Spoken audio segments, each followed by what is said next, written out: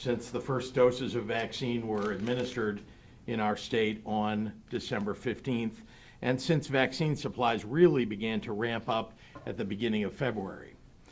As of this morning, over 4.3 million doses have been administered in our state. More than 1 in 4 Illinois adults have been vaccinated, including 58% of our seniors 65 and over. We've established over 900 vaccination locations, launched community outreach initiatives, partnered with federally qualified health centers, safety net hospitals, and critical access hospitals to reach underserved communities. And we've set up one-stop rural clinics with Johnson & Johnson vaccine. Illinois is a leader among the largest population states in getting first doses into arms. So let's be clear. Much of our success is due to the strength and stamina of our healthcare heroes and members of the Illinois National Guard across the state who are safely and quickly administering doses to our residents. They're managing throughput at our mass vaccination sites, and they're helping people schedule appointments. More and more people are able to get vaccinated because we have the personnel who are making it happen. Of course, none of this would be possible without increases in vaccine supply.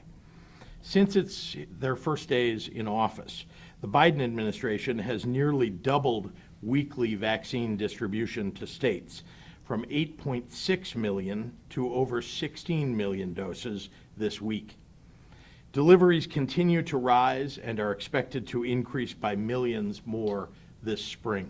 1% of all adults in Illinois getting a shot each day, and I expect that number to continue to grow in the weeks ahead. To give you some sense of the supply trajectory, back in December, the first weekly shipment that arrived into Illinois was about 109,000 doses.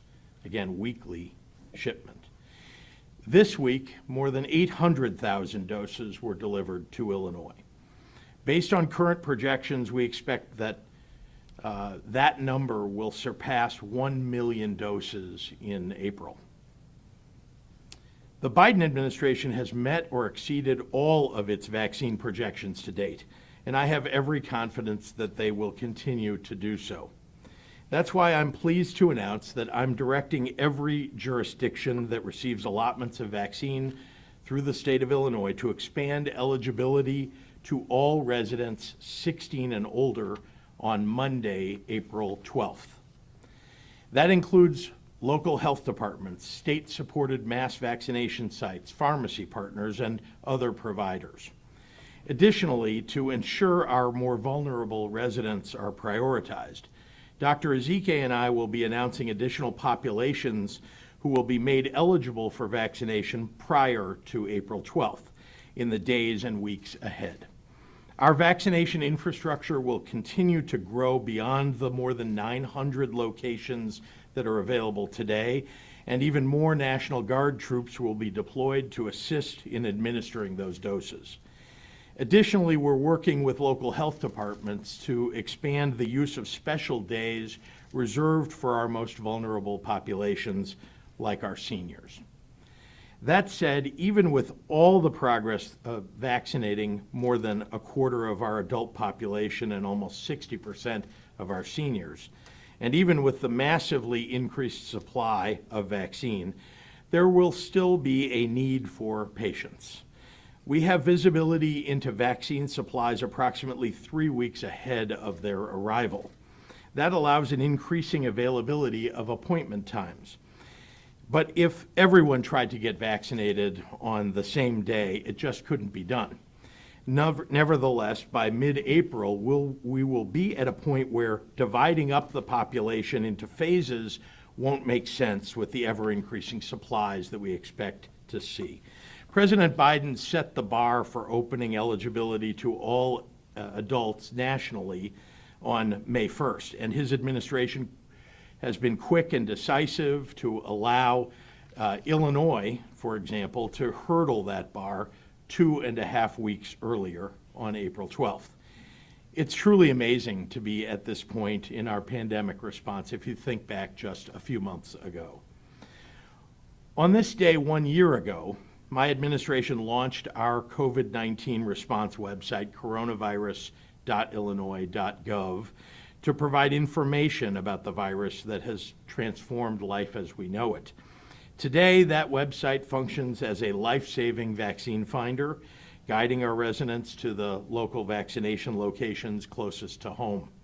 Vaccination sites are continually added to our vaccine finder, so it's worth checking back if you couldn't find an appointment the first time. A second major announcement today is an update to our public health mitigations. As a reminder, because of the steps that Illinois took, our state never ran out of hospital beds or ventilators or doctors to care for patients, even when other states did.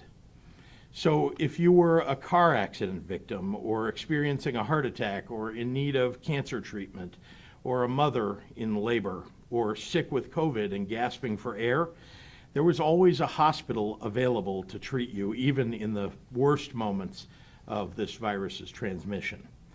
I want to thank the people of Illinois for their incredible efforts at prevention. Your diligence has kept your friends and your family safer and your community healthier. And we owe an enormous debt of thanks to our doctors and nurses and healthcare professionals who have been on the front lines, risking their lives to save ours, fighting a war against COVID-19 inside our hospitals that few outside really have yet to see. Heroes all. Unfortunately, COVID-19 has not gone away. Each day, people in Illinois and across the nation are getting sick and being admitted to the hospital with this deadly virus. And people are still passing away from it. But the light that we can see at the end of the tunnel is getting brighter and brighter as more people get vaccinated. And I'm more optimistic today than I have been at any time over the last year. And more importantly, the doctors and scientists are too. It's time to begin to cautiously move toward normalcy, and it's imperative that we do so in a way that maintains all the progress that we've made to date. As we've seen, there's more to a strong economy than just ending capacity restrictions. People have to be safe, and they have to feel safe too. That's why moving forward, Illinois will advance towards normalcy with a dial-like approach, allowing us to dial it up as things are improving. Over the year, we have progressed from phase 1 to phase 4, and we're on the verge of the ever-elusive phase 5.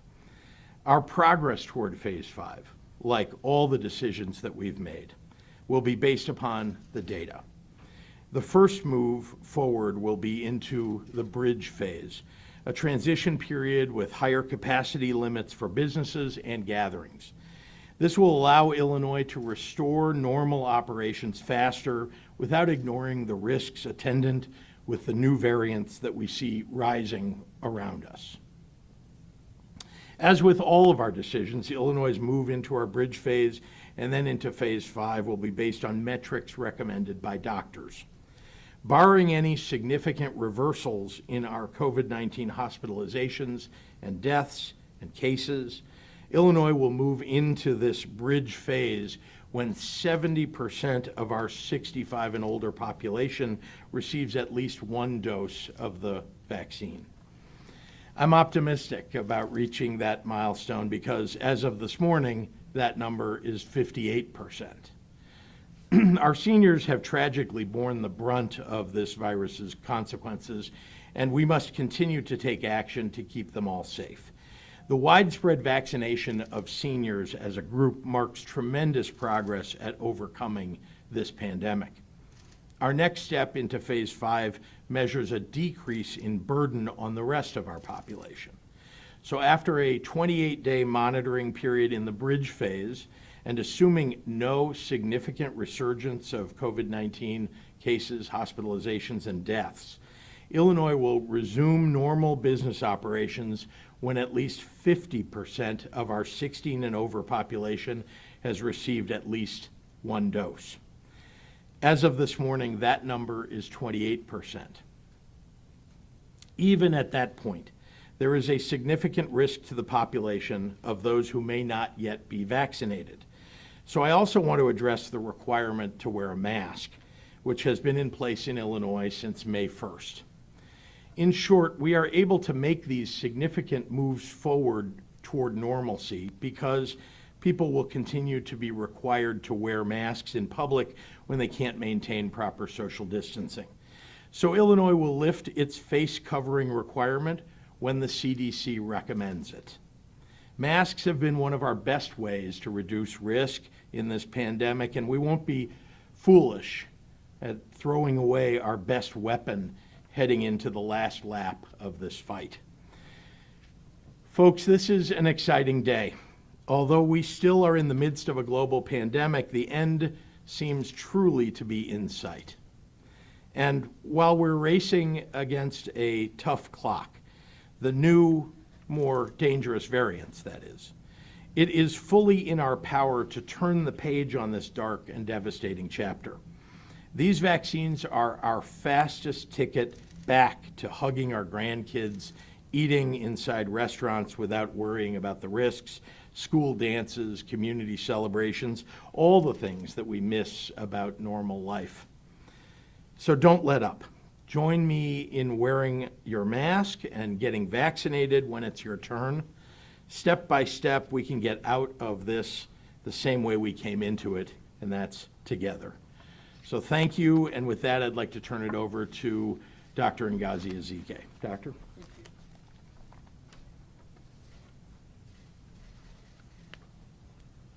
So yes, good morning and happy Thursday, and I think we have lots of reasons to be happy, and we have a lot of good news that you've just heard. We are seeing the number of people vaccinated increase every day, and all signs are pointing in the right direction for moving towards getting back to doing more of the things we love in the ways that we love to do them. Our daily case rate has dropped from an all-time high in November of 95 cases for every 100,000 people in Illinois to now just 12 cases per 100,000 people. Also in November, we saw an overwhelming 6,100 people in the hospital with COVID. And now we're currently seeing between 1,100, 1,150 people in the hospital each day with COVID. This is the lowest we've seen since we started tracking these numbers. Our daily mortality rate has also dropped. It's down to 2 individuals for every 1 million people in the population. Combining these decreasing trends in cases and hospitalizations and with increasing vaccinations, that is clearly a recipe for ending this pandemic. We cannot lose our momentum. To do this, we will continue to wear our masks. We absolutely will not have any mask burning parties. We in Illinois know the importance of masks. We know that we still need to avoid crowds as possible and keep our distance. Vaccination will also keep our momentum continually going forward, and we've seen a tremendous response from people all across the state wanting to be vaccinated.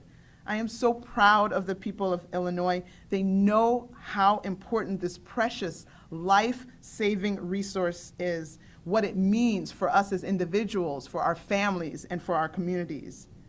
And so that's why the demand for the vaccine is greater than the supply, but that's for now. And as the governor has shared, we believe the predictions from the administration that the supply will ramp up and that we will be able to provide this vaccine to everyone. If you are eligible now and haven't been able to make an appointment, continue to try. As the amount of vaccine increases, more appointments will open up. Last week, IDPH launched the Vaccine Appointment Call Center, and that's to assist people who may not be able to make appointments online.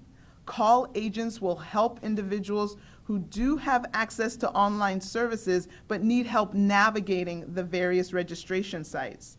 Also, if the individual doesn't have access to online services or can't navigate the site, the agent will make appointments on these individuals' behalf.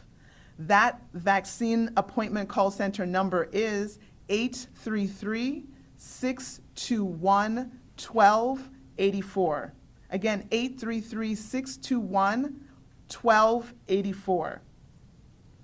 The increasing vaccination rates are how we will move forward, and they are how we will get closer and closer to that herd immunity. And also, like the governor said, certain proportions of our residents will need to be vaccinated so that we can move into this bridge phase and then finally onto phase 5, which is functionally our return to normal.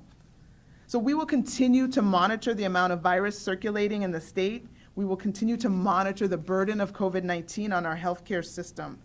Hospitals will need to have a 7-day average of at least 20% of ICU beds available.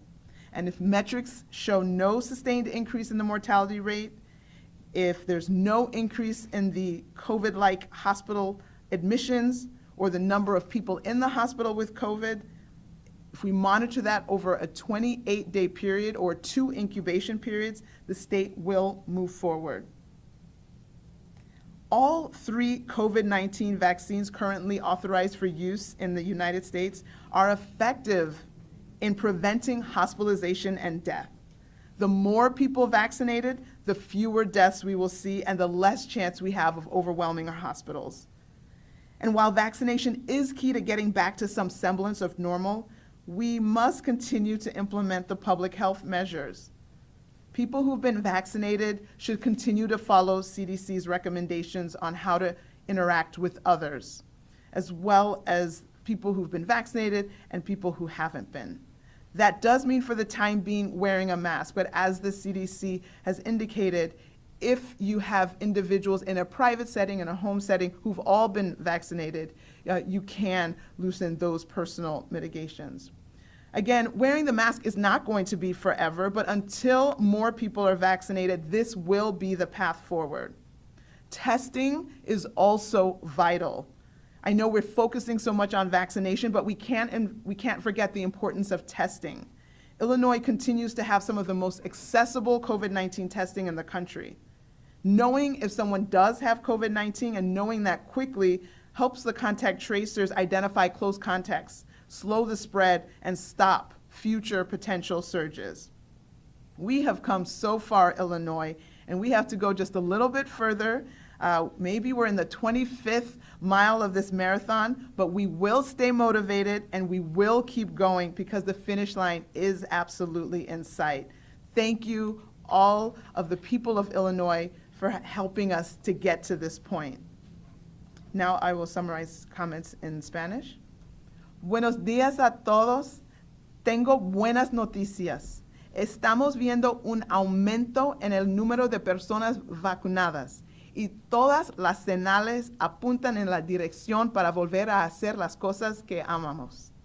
Nuestra tasa diaria de casos ha caído de un máximo histórico en noviembre de 95 casos por cada 100,000 personas en Illinois a 12 casos por cada 100,000 personas. Nuestra tasa de mortalidad diaria también se ha reducido a 2 personas por cada 1,000,000 de personas. Cuando combines estas reducciones en casos, hospitalizaciones y muertes con el aumento de vacunas, estaremos en camino de poner fin a esta pandemia. No quiero que pedirnos todo lo que hemos ganado. Por eso debemos seguir usando nuestras máscaras, evitar grupos grandes y mantener la distancia. Hemos visto una tremenda respuesta de las personas que se quieren vacunarse. De hecho, la demanda supera la cantidad de vacunas disponibles. Afortunadamente, la cantidad de vacunas está aumentando y se están abriendo más citas para la gente de Illinois. La semana pasada, IDPH lanzó el centro de llamadas para citas de vacunas para ayudar a las personas que quizás no puedan hacer citas por internet. El número para citas de vacunas es 833-621-1284. Si eres elegible, insto que llame hoy para hacer una cita. Como dijo el gobernador, ciertas proporciones de nuestros residentes deberán vacunarse para pasar a la próxima fase, que es un regreso a la normalidad. Además, vamos a seguir la cantidad de virus que circula en el estado y la carga de COVID-19 en nuestro sistema médico. Si las métricas continúan por el camino en el que estamos, pronto volveremos a lo que estábamos haciendo antes de la pandemia. Por el contrario, si vemos aumentos en estas métricas, podríamos retroceder una fase.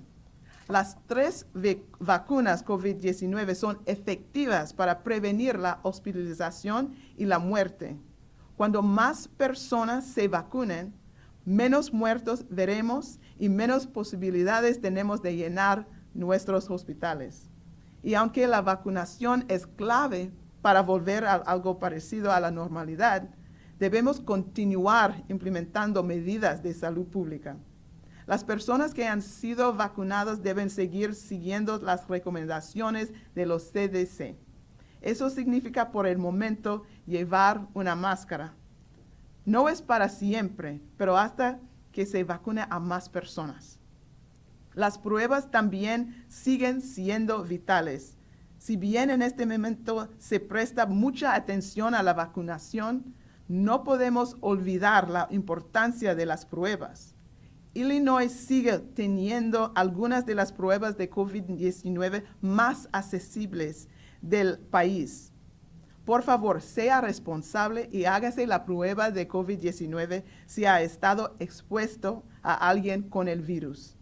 Finalmente, vacúnese para celebrar el 10 de mayo. Vacúnese para celebrar las graduaciones, bautizos y quinceañeras. Vacúnese para que tú y tu familia se mantengan sanos. Vacúnese para Illinois, para que podamos poner fin a esta pandemia. Muchísimas gracias para su apoyo. And with that, I will turn it back over to Governor Pritzker. Thank you, Dr. Ezike. Happy to take questions from members of the media. Governor, the city of Chicago is not following your plan, so to say that Illinois is reopening isn't accurate necessarily because the city is a big part of the state. And I'm wondering, are you okay by getting rid of the phases? Are you okay with perhaps a 25-year-old healthy Lincoln Parker going ahead of a 55-year-old with heart disease from Englewood? Well, let's be clear that we're talking about 3 weeks, 3.5 weeks hence, right, that this change is going to take place. And in the meantime, as you know, not only have we done well with seniors 65 and over, we have an increasing number of people as we opened up phase 1B plus, people who have pre-existing conditions to get vaccinated. And so we have a great deal of people who have already been vaccinated. They're in these categories, and over the next 3.5 weeks, increasing numbers of pods that are specifically focused on those populations. So as to the question of, a 25-year-old who's in the city of Chicago, look, the city of Chicago gets separate shipments from the federal government, separate from the rest of the state. It represents 21% of the population of the state of Illinois, the city of Chicago does. And it can make decisions on its own. It has the ability to do that. I hope that it will move expeditiously toward opening up even more. That's what we're doing across the rest of the state of Illinois. And I think that it will be hard for the city if people who can get vaccinated who live just beyond the city borders are able to get an appointment to go get vaccinated, but people who are within the city may not be able to because they haven't opened that up. But again, I think that's up to them. And then President Biden has set an absolute date of May 1st. And I know that the city this morning acknowledged that they're hoping to not only get there by May 1st, but even earlier than that. So it'll match up at some point, between April 12th and May 1st, the city of Chicago will move. So Governor Pritzker, this bridge that we're on, the COVID bridge, I don't know what you're calling it, but are we? I on the just bridge did call right- it that, are we yeah. on the bridge right now, so we need for this point on 28 days No, as I said, Amy, we're at 58% of our 65 and older population that has been vaccinated. When we get to 70%, we'll be able to move. That increases capacity. We'll be able to move to the bridge phase, which increases capacity, allows businesses to move to having more customers and so on, right? Getting our economy really moving. And then during the 28 days following that, hoping to reach a half of our population, of our adult population, vaccinated, which is very possible, likely, if you look at the supplies coming to the state of Illinois. Then we would move to fully open in the state, and people would just be required to wear masks. Do you Phase have 5 includes masks. Phase 5 continues until the CDC says that it's safe. Governor, can you talk about what these capacity enhancements, when we get to the bridge phase, what it will allow? I mean, we see the 50 number is confident, but what does this mean practically for businesses, weddings, gatherings? It's greater capacity. I don't want to go through it because frankly, it's a very long list, and we talked to industries across the board to figure out what the right answer was. We want to make sure that hotels can operate with events. We want to make sure that there are increased ability of restaurants to have more people indoors and served, bars the same way. So you can look, we put out a press release about all of the different industries and how that's going to be altered in the bridge phase. But again, I think there's a kind of an expeditiousness if you look at these metrics that we've set and how fast vaccines are going into people's arms. We're really headed on a very good trajectory to get to phase 5. Governor, how based on the number of vaccinations you're anticipating are going to happen between now and the coming weeks, do you anticipate an approximate date when you think the state could reach that bridge? No, I think we'll all be watching those metrics. I've given you some idea of, the percentage of people who are vaccinated every day, and so you could make your own calculation.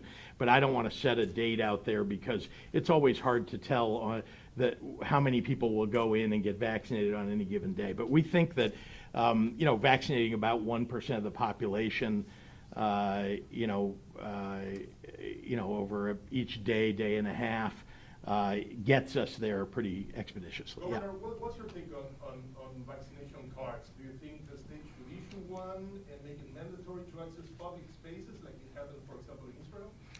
People get a card already when you get vaccinated, so you get something that reminds you of your second dose and tells you that you've been vaccinated, so on. So that's something that people could use, but it's certainly not something we're looking to make mandatory. Governor, April 12th is the headline here for a lot of people in Illinois. When can they begin making appointments for those April 12th vaccinations, and how comfortable are you that the systems are ready to handle this huge number that's coming down the pipe? Well, the systems are ready. We know what software that most of the local public health departments are using. It's the software that the state also uses. It's called EM-Track. So we know that will take care of itself. I think your question is, well, when can you start making appointments for beyond April 12th?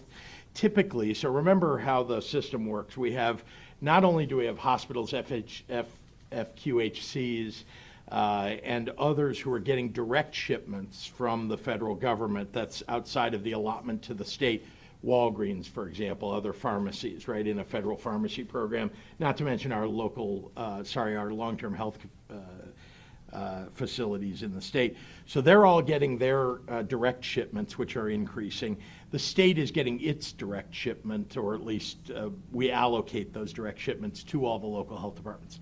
Directly to your question, those local health departments typically put those appointments up because they have a schedule for 3 weeks. They're able to put them up, let's say, for 2 weeks hence.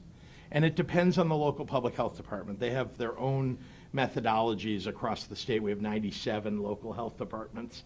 But we've encouraged them certainly to put up appointments as soon as they know that they have the supply coming, which so far the federal government has guaranteed a minimum, and they've met it every time. But Governor, there is still a lot of frustration finding those appointments, especially with Walgreens, Yeah. which has a huge supply.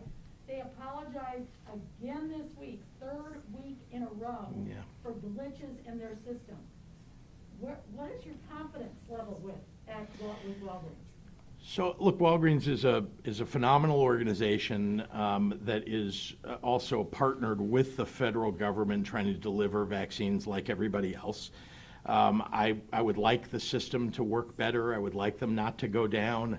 I think they also would like that, and they've made announcements about adjustments that they've made to their systems in order to deal with that. But look, this is a once in a, in 100 years, and I would say in the history of the United States, a once ever circumstance where we're trying to get vaccine into people's arms, I mean, immediately. And we're using every channel that can possibly be used, and the federal government is using every channel that it can possibly use. And so there are going to be glitches along the way in the system, but suffice to say that it's moving at a fast clip. And people are doing the best that they can. I think they're doing a reasonably good job. Now, moving forward, you said people are frustrated. Look, the phases that we've had, right, which have had, the phase 1A, phase 1B, phase 1B plus, I think that there are people who are at the edges of qualifying for one of those phases that are especially frustrated. And that's one of the reasons why I'm really glad that we're going to move away from this idea of taking sections of the population, because I think there's some confusion out there.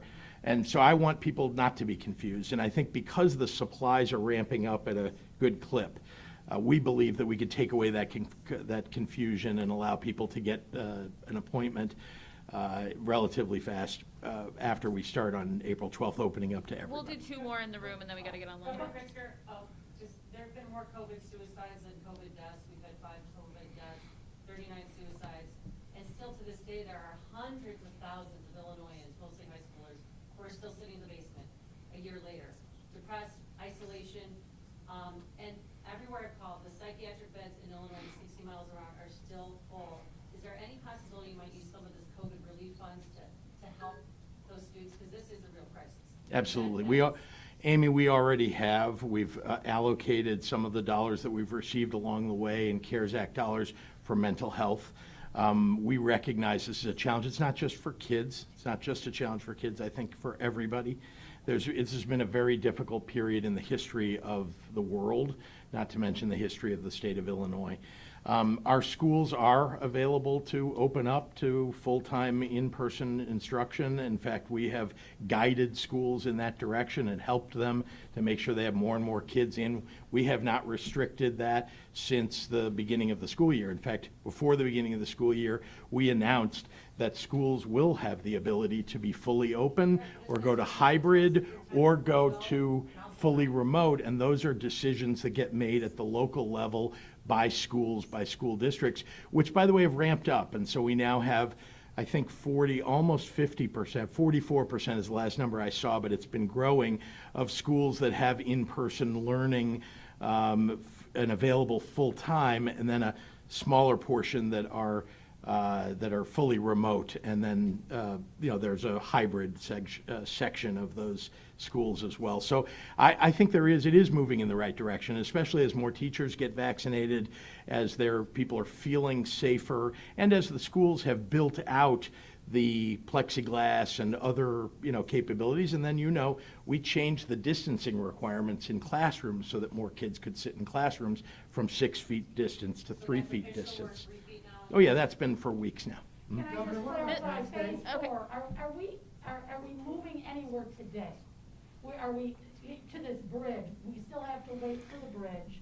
So as of today, there's really no change in phase 4 today. Except that now how we will be moving forward. What I'm telling you is that because we're at 58% of our seniors vaccinated, and that the metric is 70, and roughly speaking, we're vaccinated 1% of seniors each day. March 30th, approximately. I'm not going to set a date because, again, it ebbs and flows. You've seen the vaccine numbers. Sometimes a lot of people go and get vaccinated on a given day, sometimes fewer. All I can tell you is that that's how we're looking at it. If you look at 58%, we're trying to get to 70. I think we'll get there relatively soon. All right, Craig, you're going to be the last one. Since they're pushing back tax day to May 15, what is Illinois going to do, and when will you? Well, that's obviously something we adjusted last year. We'll adjust for it this year, yeah. All right, Thank you. we got to get online, sir. Sorry. Oh, we I'm just have a sorry. couple more. Okay. You got excited. I know, you made it sound like we were done, sir. Andy Weber in Peoria Some health departments in central Illinois said they weren't aware of this expansion announcement until your press conference today. Is there a reason why they weren't notified sooner? How will you ensure enough vaccines will be available to counties? And when will some here in central Illinois only began 1B plus last week? Well, there are about 6 questions in there. I'll Yeah, try to. you could start with the multiple phone calls. So yeah, we actually have done multiple group phone calls with our local public health departments. They've been made aware. If they weren't on those calls, I'm sorry they didn't get on them. I know that Dr. Ezike and I both have spoken with the bulk of local health department leaders who got on those calls to let them know. So they were notified. I notified the leaders of both parties' caucuses in the General Assembly. I notified local mayors yesterday, and the mayor of Chicago, the Cook County Board President, and others. Dean Olson at the SJR, would the expansion of vaccine eligibility go from 1B plus to everyone 16 and older in mid-April, or would there be an intermediate step? There may be. We're looking at allowing specific groups, from now until then. For example, an example of that might be state employees. It might be certain of the vulnerable essential workers that haven't been included in those announced groups already. There's, 3.5 weeks in the world of vaccinations, just to be clear, is like a lifetime. And so we have an opportunity here to expand and focus on pods of people that we think are most vulnerable and should try to get vaccinated before we move into the full-blown population. Dan Petrella at the Tribune, how will you prevent the kind of widespread confusion and frustration that occurred during the early vaccine rollout as more people become eligible to get vaccinated? Well, by taking away all of the various restrictions on who could get vaccinated, I think that actually clears it up for most people.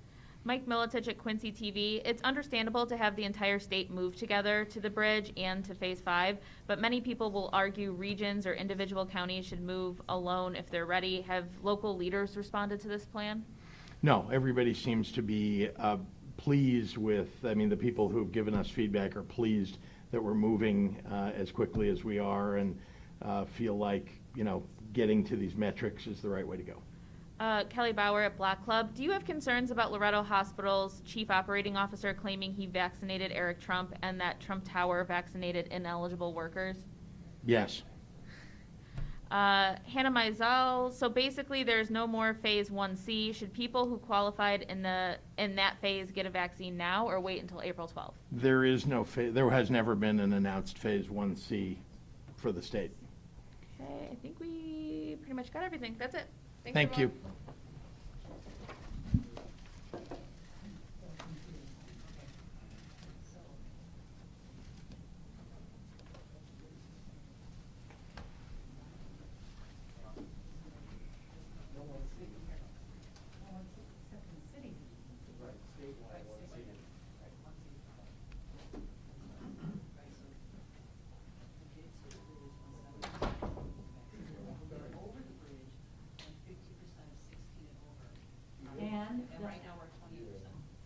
But also that the metrics have to stay. Right, for 28 days, 20% ICU beds available in the hospital for 28 days. What?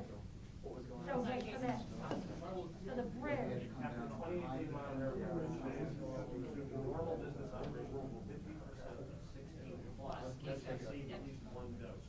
Right now, we're at half that.